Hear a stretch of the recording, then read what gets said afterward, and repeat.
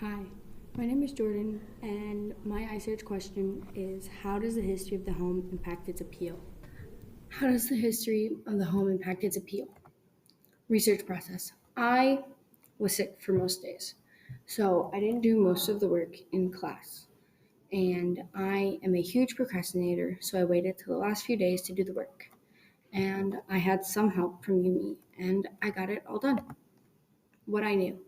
The only thing I knew was there was a fire on the property that burned down one of the trailers, which they ended up rebuilding. Would murder affect the house?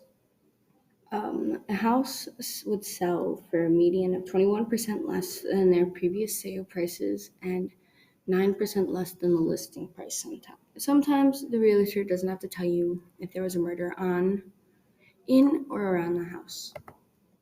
What happens to houses when someone goes missing?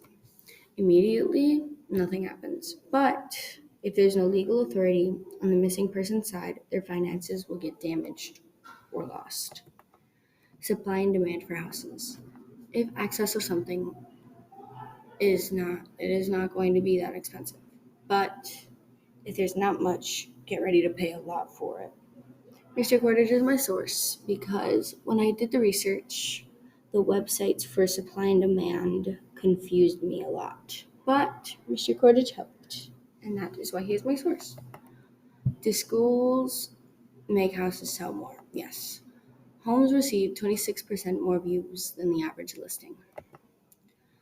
How do houses lose their value over time? Physical deterioration. Aging makes a structure more fragile and makes it harder to fix. What brings appeal to a house?